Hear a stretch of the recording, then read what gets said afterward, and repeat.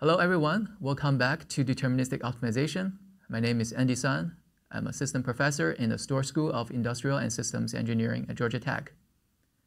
Today we'll continue our discussion on linear optimization modeling. We'll study a new system called electricity markets and see how optimization is used in this important market. The learning objectives for this module is first to discover what is electricity market, and then we'll create LP models for scheduling generation and power system, which is the physical system underlying the electricity market. And we'll discover how electricity markets are operated and discover how electricity prices are created using linear programming theory. Okay, let's first look at electric power systems. This is the physical aspect of the electricity market. According to United States National Academy of Engineering, electric power system is the most complicated engineering system that humans have ever built. And electric power system also have a very complicated economic and financial aspect, which is the electricity market, as we mentioned. The annual sales of electricity in the US is approximately $400 billion. So it's a very significant and large market.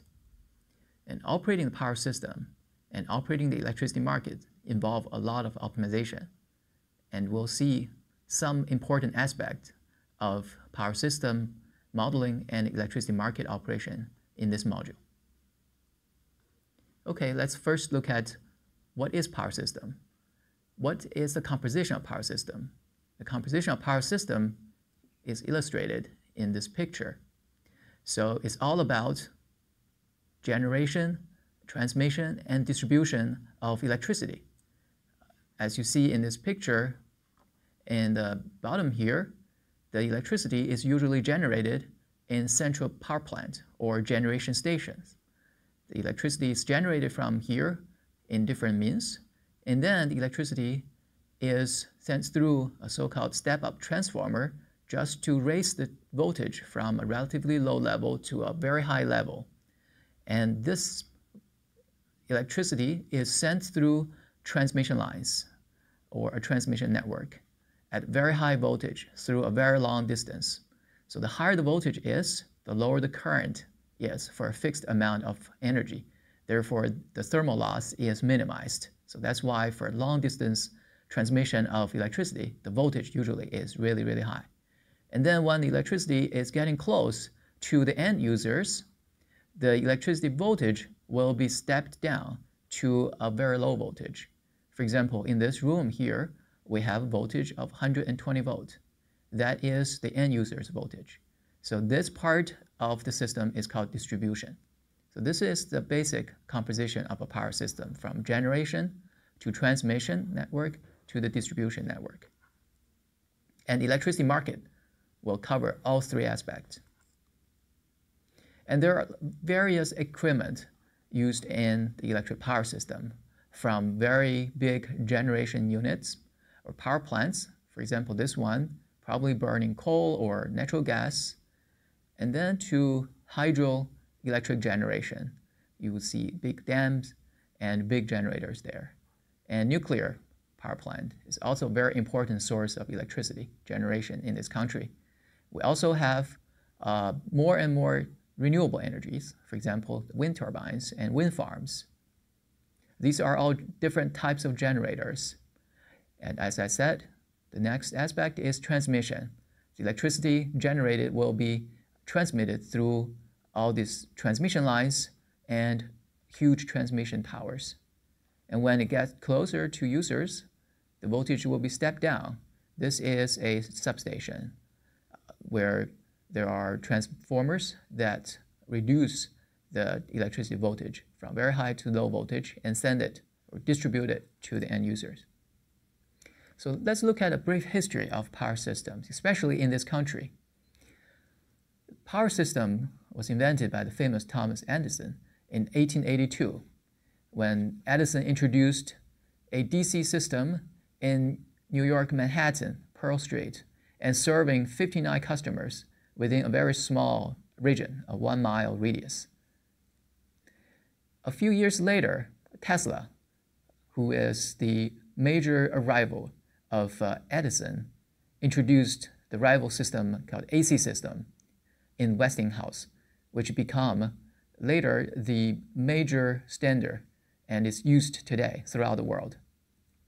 In 1893, the first three-phase transmission line started to operate at 2.3 kilovolts for 12 kilometers in Southern California. All these numbers are very small in today's standard. 2.3 kilovolts in terms of voltage level is really low. And 12 kilometers in terms of the region of transmission is also very, very small. But this is the beginning and the genesis of power system in this world. And 3 years later, AC lines can deliver electricity from hydro generation at Niagara Falls to Buffalo, 20 miles away. And in the early 1900s, private utilities, these are companies that generate electricity and serve customers, supply all customers in a city. And only by 1930s, after the Great Depression, rural areas had electricity. In other words, before that, before 1935, there was no electricity in the rural area in the United States. And by the 1970s, only 30-something years later, utility companies gradually interconnected their systems in North America with voltages up to 765 kilovolt. This is very high voltage, and it is the standard in today's transmission system. So if we look at the current power system in the US, it looks something like this.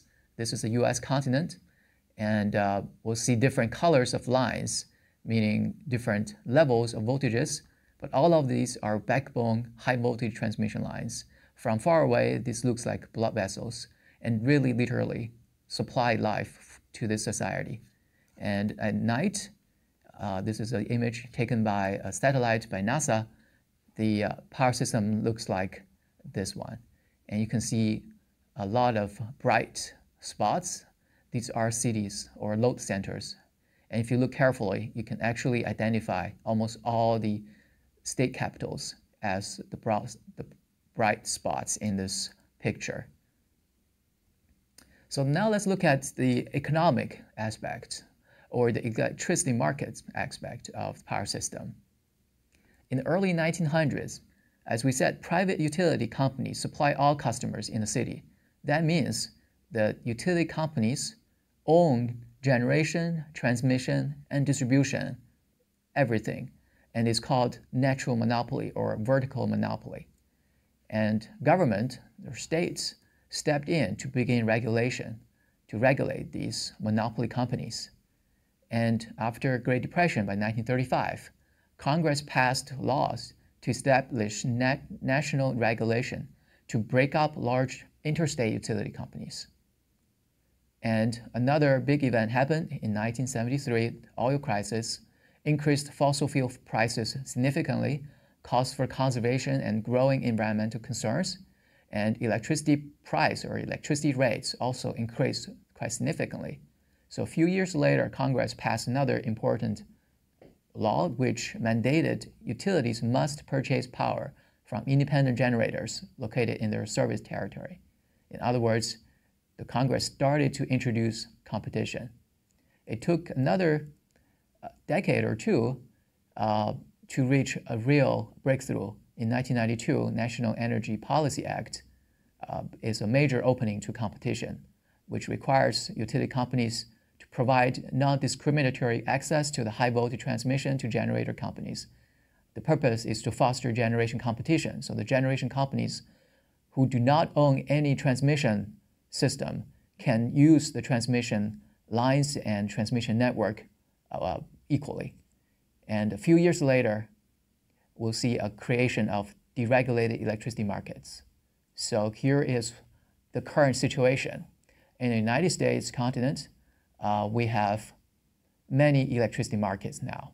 And these are huge wholesale electricity markets. For example, California has an electricity market. Northeast New England area has an electricity market. New York has electricity market. Pennsylvania, New Jersey, and Maryland and adjacent states have a huge electricity market. Mid-continental has a huge electricity market. Texas has a huge electricity market. All these electricity markets are so-called deregulated electricity market, and they're competitive electricity market. generation companies and customer serving companies can all bid into the market to sell and buy electricity. We also have still some other regions in the country, for example, Southeast, including Atlanta here, is run in another model, still in the vertical monopoly model. For example, Southern Company is a monopoly company here that runs the power system and the monopoly market. Also in Southwest, for example, Arizona has a monopoly market, and also in Northwest. More than half of the country's customer and demand are served in the deregulated electricity market. That's what we're going to focus our attention. So as I said, the electricity market, also called wholesale electricity markets, these are places for transaction of a large quantity of electricity energy. And generators, resellers, which are usually utility companies that are serving customers, and end users, they all can participate in this electricity market. And in the following lessons, we'll see how they operate. Okay, a quick summary. We introduced electric power system as one of the most complicated engineering systems in the world.